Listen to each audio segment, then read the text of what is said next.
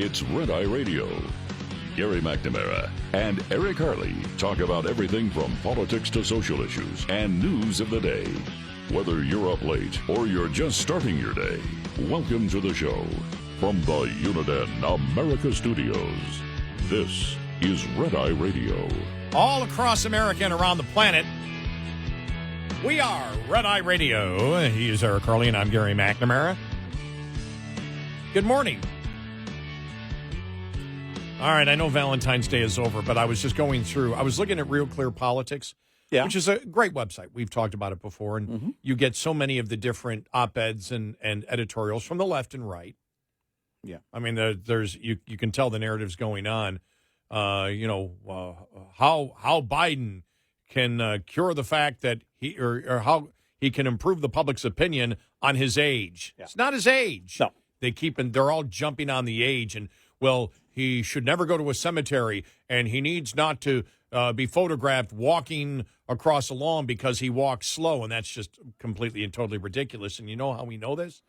Because when you look at you see the governor of Texas. The governor of Texas is in a wheelchair. Mm-hmm. So it doesn't matter what your age is or what your disability might be. It's whether you have an active mind. It's got nothing to do with age. Right. We've talked about this before. Right. Now, probably you'd find a significant number of people in their 80s don't have the cognitive ability of people in their 50s. Right. But many do. So you're not judging them on their age, you're judging them on their cognitive abilities, and that's what the talking points apparently went out. And I was telling you, I was reading that Los Angeles Times article that was, talking about, why, Biden looks old, and, no, not whether he looks old or whether he walks slow. Because even if you walk slow, if you got up to the podium and you articulated in a great fashion, so whether you walk slow or whether you come up in a wheelchair like Governor Abbott, doesn't matter. That doesn't matter. It's what comes out of your mouth. Is your brain working? And to give confidence to the people of the United States that you can be commander-in-chief. Yeah. That's what it's about, and so they're all ignoring it. But I was going through some of those articles there, and all of a sudden I came up with one. It's just too funny. I mean, it's just, you got to see the humor and everything. But this is actually a PJ Media column, Stephen Green writing it. Happy Valentine's Day, you undateable hater MAGA slime. Now, that's the kind of headline that will catch my attention. Well, okay, I got to read a couple of paragraphs there. And it says, the latest obstacle to the furtherance of our troubled species is, and you might have guessed it already, woke Gen Z women. Dating right now is just walking on eggshells. Honestly, Sam, a 25-year-old D.C. grad student, confessed, you just have to assume that most girls are progressive and constantly try to make sure you don't say the wrong thing.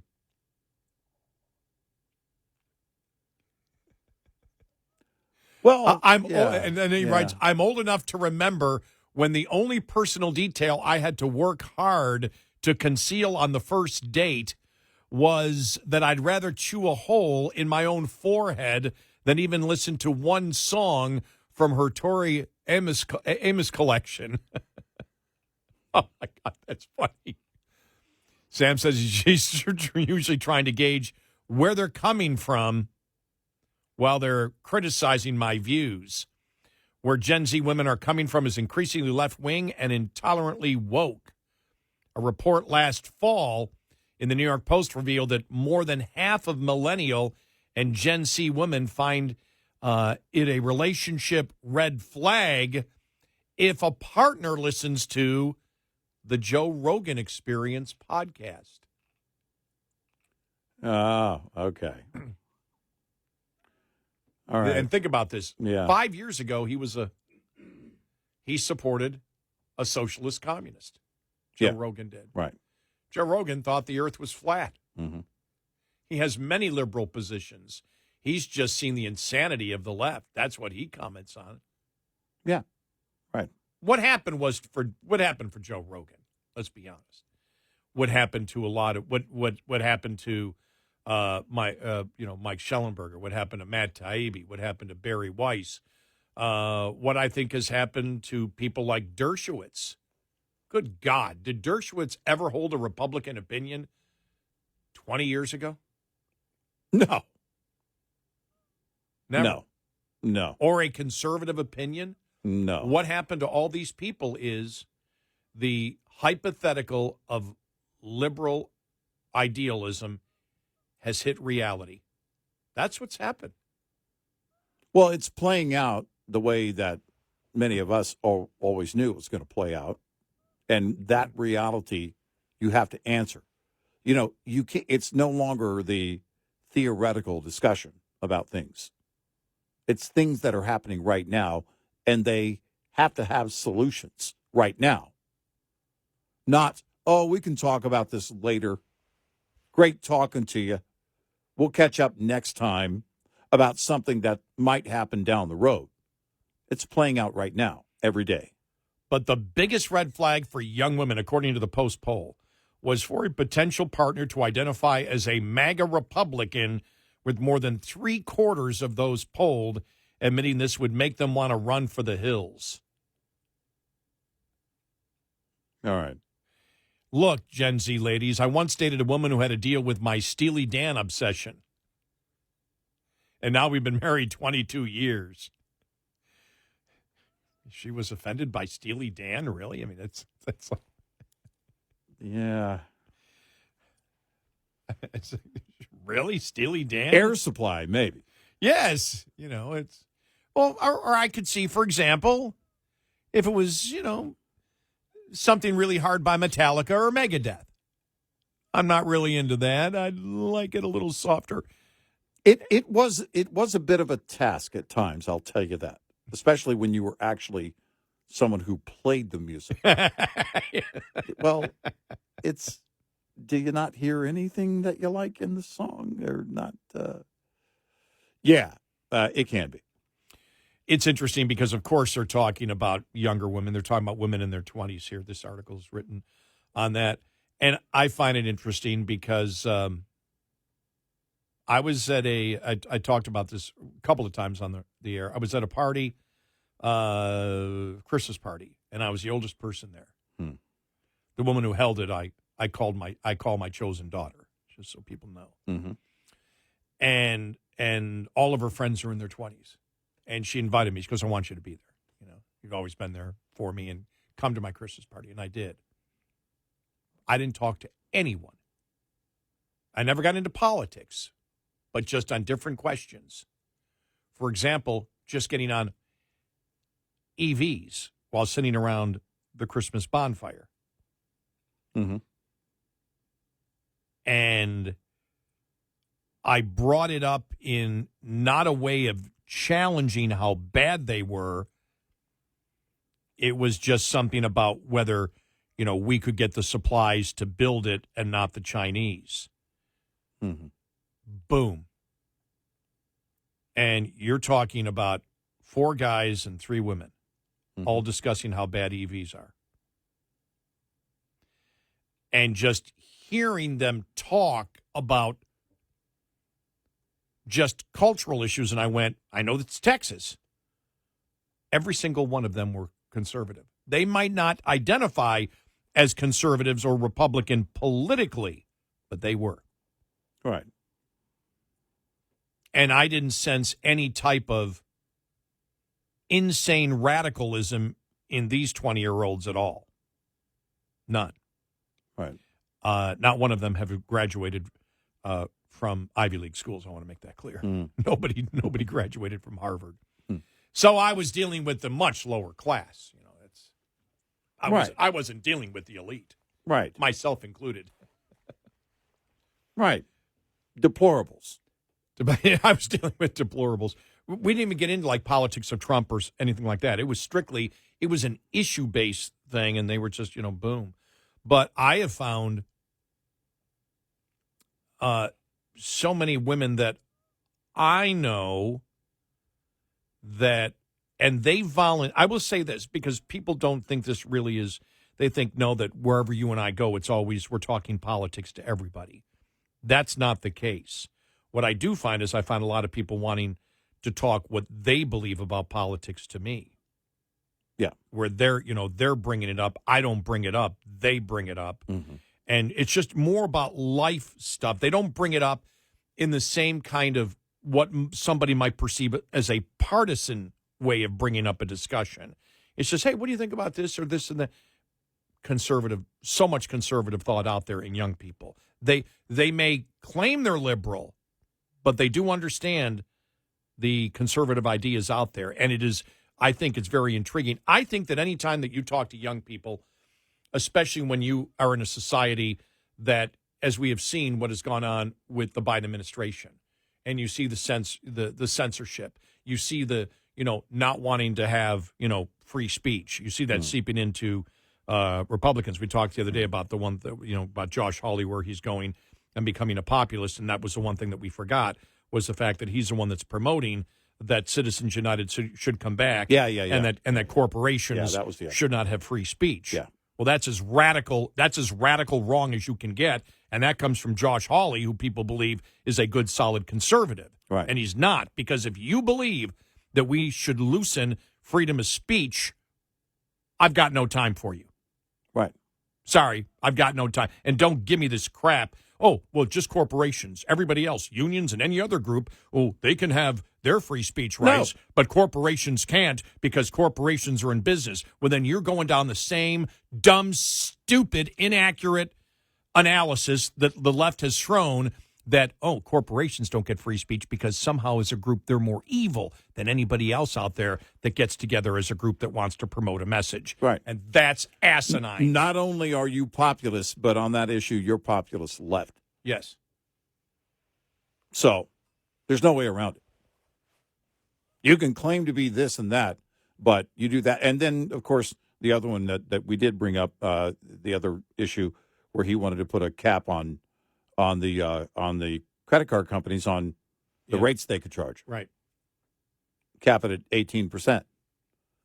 Well, no, because inevitably that means that most of those rates would, regardless of the credit rating of the user, of the consumer, they'll hover around 18%. But that's the same crapola as we were talking about with the Seattle City Council and them saying we care about the app workers. Yeah, right. And so we're going to do something about it. So we're going to change the economy. Right, we're drastically going to increase what they must be paid, and all of a sudden business is way down and the worker gets hurt the first. Mm-hmm. Same thing. Remember when the Democrats did the credit card Bill of Rights? Right. This is about caring for those people that don't make a lot of money. Right. And they're overcharging or they have to pay a late fee. And what happened? Within 6 months, 8 million people lost their credit cards, and the only access they had to credit were the payday loans. And they wanted to go after payday loan companies, too. Right. I mean, they want to limit your ability. And, by the way, freedom includes the freedom to make mistakes. And you make a series of bad choices. If you learn from them, that's one thing. If you don't, that's another, but that's still on you, and we can have those discussions. But tell me where lawmakers come into play in that equation. That's between me and the lender, if I'm the borrower. The demographic killer, though, getting back to this whole you can't date a MAGA person, Mm-hmm. the demographic killer detailing his reports is that while Gen Z men are trending more conservative, young women are growing more and more left-wing.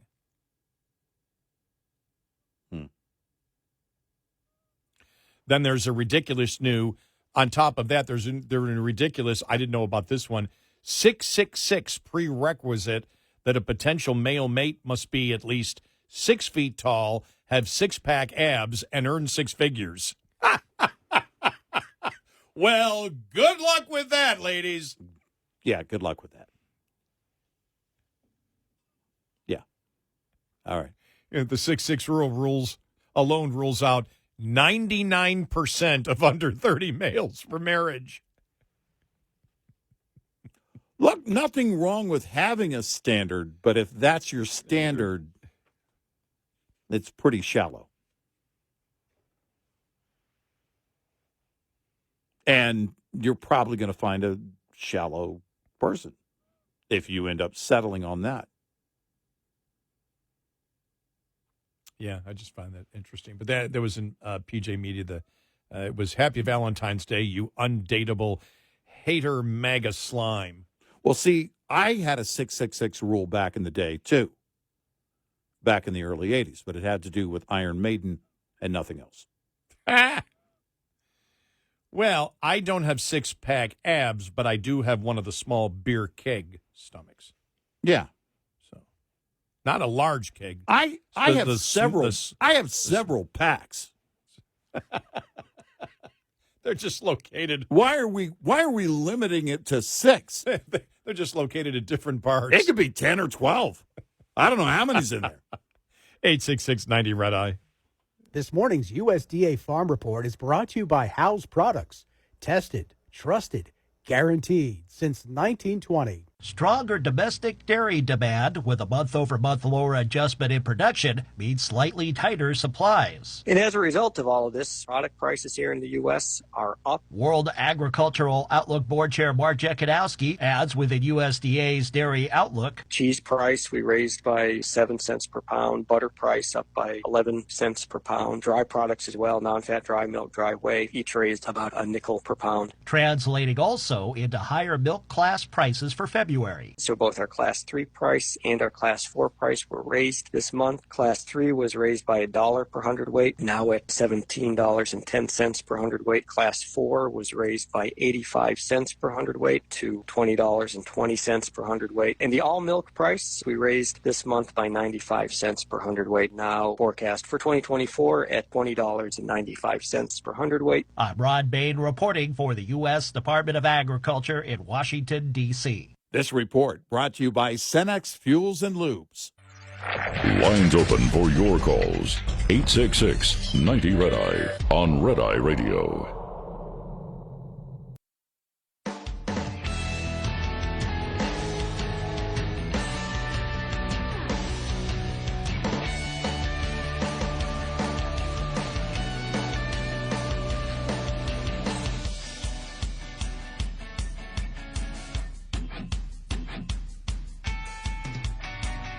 It's Red Eye Radio. He's Eric Harley, and I'm Gary McNamara. All right.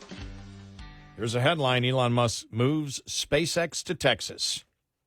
All right. After Delaware revoked his Tesla salary package. All right.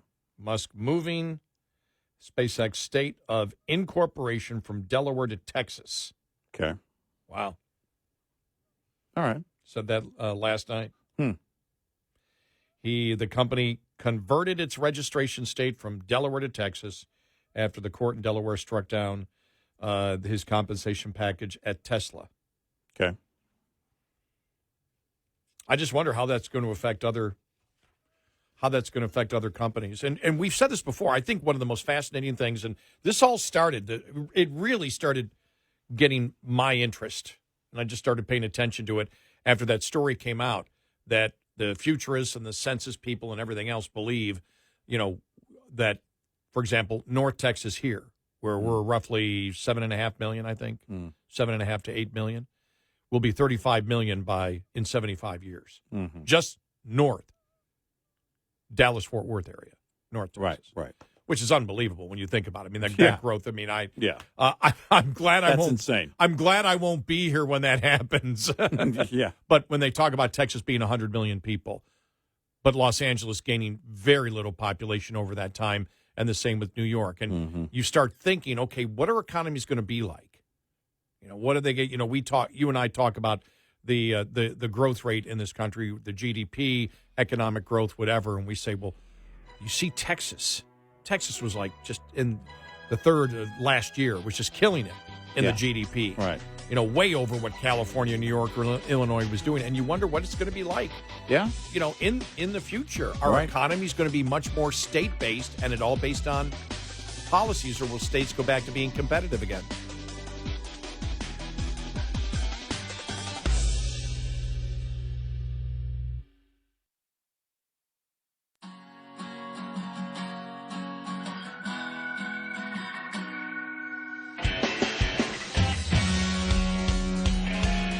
Bringing on the chaos. Gary McNamara and Eric Harley. Red Eye Radio. And he's Eric Harley, and I'm Gary McNamara. Good morning. Thank you for being here.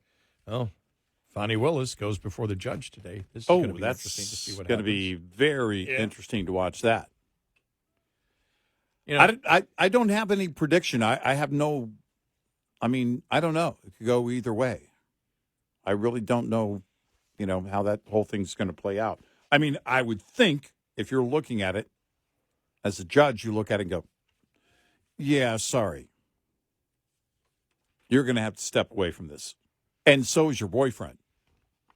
I like this, though, because the new term is lawfare, which is going after, as we know, Trump, basically. Yeah.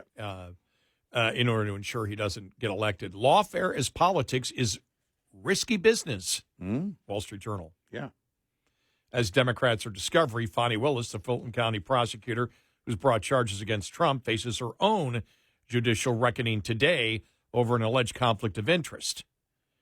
Ms. Willis has brought an expansive racketeering case against Mr. Trump and 18 others for trying to reverse the results of the 2020 election, but former Trump campaign official Mike Roman wants his charges dismissed on the grounds that Ms. Willis has been involved in a romantic relationship with Nathan Wade, the non-staff lawyer she hired as special prosecutor for the case. Ms. Willis hired Mr. Wade in November of 2021, though Mr. Wade had little experience trying felony cases. According to the Roman filing, Fulton County has since paid Mr. Wade at least $650,000 in legal fees. The Roman motion claims Mr. Wade was Ms. Willis's romantic partner at the time of the appointment. And so, as we know, the problem with this is she said she didn't meet him until after she didn't start dating him until after she appointed him. Right. And there's a witness coming out saying that's not true, and they filed that as an official affidavit with the court. Wow. Well, and, if that is the case, then you can demonstrate that basically she hired a boyfriend. And then took the money. There was a breakdown where she said, no, I paid for one airplane flight. It said one airplane flight. Then it listed all the other stuff they did. Right. Well, what about all these other ones? Right, exactly. All these other things, too, all these trips that you took, which then gets to the motivation of, well, you ran for office saying you were going to get Trump, not knowing the facts of any case. Right. You didn't know. Right. You didn't. You just ran on saying, I'm going to get Trump. And then you went after Trump, and then you enriched yourself by doing it. And your boyfriend. And your boyfriend, right. Yeah. So it's like, what is the motivation behind it, which just kills any case like this. And as they write here, if Mr. Roman's claims are true, this is one of the defendants with Trump, Ms. Willis could be disqualified from the case. Mr. Trump's lawyers have also sought to dismiss the charges against him. He's arguing that Ms. Willis's remarks at an Atlanta church are extrajudicial comments that foment racial bias and could prejudice a jury against him. He's right. Yeah. He's right on that. Right. Ms. Willis is also facing an inquiry from a Fulton County commissioner and an investigation by House Republicans. Progressives have cheered Ms. Willis's charges because a reelected Mr. Trump could not pardon himself if he's convicted in a state court. But if the case now collapses in an ethical ash heap, it will play into Mr. Trump's campaign claims that he is a victim of partisan prosecutorial abuse. Ms. Willis has earned dismissal from her own prosecution. Well, this is true, and she lied on all of this. If she lied in the affidavit, she should be disbarred. Oh, yeah. Yeah, it's over. And then you have to ask the question, all right, not that there aren't plenty of people that are lined up waiting to go after Trump legally, but as empty as this case is, and as tainted as it is now, who wants to come in and do that with all the baggage attached to it? Well, I mean, you might go after, if you're a prosecutor, some of the ones that, and again, not knowing all the aspects of the case, you might go after a couple of the people that if they broke the law, if they broke election law. Right. You know, and so if you go after the individuals, the problem is The RICO case. the RICO case to bring Trump into the wrongdoing. What they're saying is these people did wrongdoing over here, and since the Trump campaign is a criminal enterprise, Trump is part of the conspiracy. Right. Sorry, it's not a RICO case. Right. The- you're right. It's So just- you could see some charges coming across. And by the way, it could be if somebody else comes in, it could be, let's get this off the table, get with the lawyers, let's work out plea deals with those other people here and get this thing behind us. We don't want to take this whole thing on. Because the RICO case is never going to stand. You know that. And now anybody coming in, she thought it was going to, Fanni Willis thought it was going to raise her profile, thought it was going to raise the profile of her boyfriend, who really didn't have a profile. That's what she ran on. So it was clear that's what she wanted. And then enriching herself and her boyfriend. Well, that's a lot of baggage, even if you want to go after Trump yourself. You come in and, all right, we won't, maybe there's something else we can get on Trump later, but you come in, you clean it up, you go after, if you believe you can demonstrate where laws were broken with other people, and even on those, you try and work a plea agreement. Hey, no jail time, whatever it is, and then you get it behind you and get it off the table because it's a lot of heavy, heavy, heavy, heavy baggage to carry after this whole implosion. And I don't know, even somebody with the same agenda, do you really want to come in and try and lift and carry that baggage all the way through? Coming out of this, there's probably a problem for someone, either Willis, Ms. Willis, and Mr. Wade, or her colleague who was accusing her of lying, because they're all official court documents. He's accusing her of lying when she started dating him. Right. Well, you lie on a court document, and you're the damn prosecutor. Yeah. Whoa, man. That just gets worse and worse. Well, that's the thing, that's even worse. That's even worse, if that's true, than hiring somebody who was unqualified to prosecute a case and paying him and then dating him and then using the money to go on trips and have fun. Right. Because that taints the entire case of the motivation for the prosecution to begin with. But that's still not as bad as you being the prosecutor and lying on an official court document. Now, did he settle his divorce thing on the money thing? I can't remember what development there was there, because my point would be is if that wasn't settled and in that civil setting, in the divorce case, it's shown that he was basically hiding money from his wife who he's divorcing or anything like that, then, or anything of value. I don't know if that's the case now, though. Something tells me, I seem to remember that they had made progress in the divorce case itself. And I can't remember what step that was. He had filed for divorce from his wife on November 1st of 2021.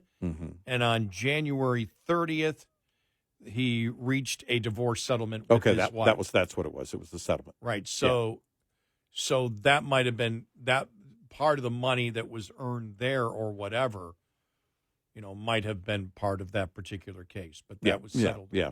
So that part is over. But it's not, it's not for Fanni Willis, and that's the problem. And it's not for the case. But now if you're, again, the attorneys, not Trump's attorneys, but one of the others charged, they were the ones who brought all this about. You have to step into the court and say, look, this is they brought this on for clearly now it's demonstrated fully the sake of interfering with the election, the whole thing that she's alleging that they did. And we'll see where it goes. But, man, today's going to be fascinating. Well, it's going to be a fascinating day. I don't know. I didn't look at the White House schedule, so I don't know if if Karine Jean-Pierre is doing a press conference today. But there's going to be quite a few questions for Biden as reading the New York Post headline here, minding his business. Yeah. Biden ripped the special counsel for asking about his son Beau's death, but the report says Joe brought it up. Now, it was interesting because that story blew up yesterday. It was all over the place. You and I were talking about it last Friday. I don't know how that one was under the radar because someone I can't remember. It was some reputable, news organization that brought it up and just had it in there that said that had written and said, in the discussion, Joe brought up his son and the special counsel. The special counsel continued the questions after Joe brought it up. But that was the point. Yeah. That was the point of attempting to get as much empathy as possible. Right. That this special counsel was a MAGA fascist who brought up, the death of Biden's son, in a way to check his memory. How reprehensible. And I thought it's none of your damn business. Right. It's like never happened. And number one, he brought it up. Number two, he's either lying, he either lied to the press or doesn't remember the fact that he brought it up, which makes the whole thing worse. Exactly. It just worse and worse and worse. And that's the one thing. I wake up twice a day, because I sleep twice a day. I wake up twice a day going, can it get any more bizarre? And it does. Yeah. I mean, it's just horrible. And this is the problem. Because Joe Biden is the face of all this, and he can't help himself in addressing all this. And we still don't know if he was off script. Yeah, because I asked that question earlier. Right. Was that on the teleprompter? Because if it was off script, we've talked about that problem too.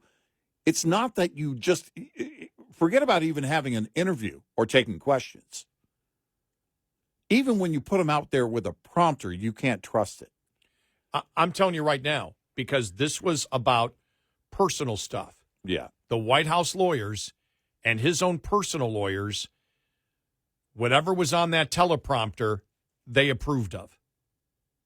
And so I believe that he had more lawyers looking at what was on the teleprompter than The View does to ensure that those women don't slander or defame somebody and get sued. Yeah. That they had more lawyers there. And so if that was on the script, if that was on the teleprompter, wow. And that's the question that I have. Was that on the teleprompter or was it not? Because you would ask the question at that point. I mean, you'd say, okay, so they're the ones that brought it up because here's what it says. Mm-hmm. Because they had it. They had the transcript. They know the transcript. Right. He gave the transcript. They know his lawyers know how it was asked. They know whether it's the truth or not. And there's no need to put that on the prompter if you know it's going to put, especially if you know it's going to come back at you, which, of course, it did. I cannot wait to see how the White House responds to this. And I wouldn't be surprised if it's Karine Jean-Pierre out there saying, well, okay, I can't get into that. You'd have to ask the special counsel. Yeah, White House counsel. You have to ask the White House counsel. I think that's what she'll do, probably. Because they can't answer the question. 866-90-RED-EYE. Get in touch with Red Eye Radio, toll free at 866-90-RED-EYE.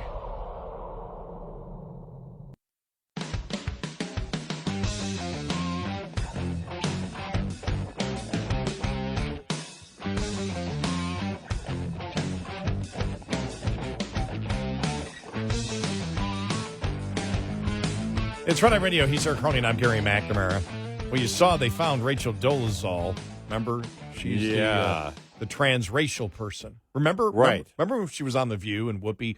Well, you know, people can sort of be whatever they wish to be. It was like, oh, my. Right. And we went, no, we think transracial probably is jumping the shark. And that's really never taken hold. But she was fired. She changed her name and ended up working for a school district.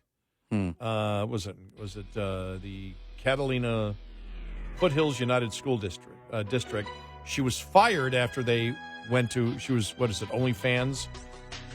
She had racy social media content, including feet photos of her feet for people apparently with feet fetishes. I guess so.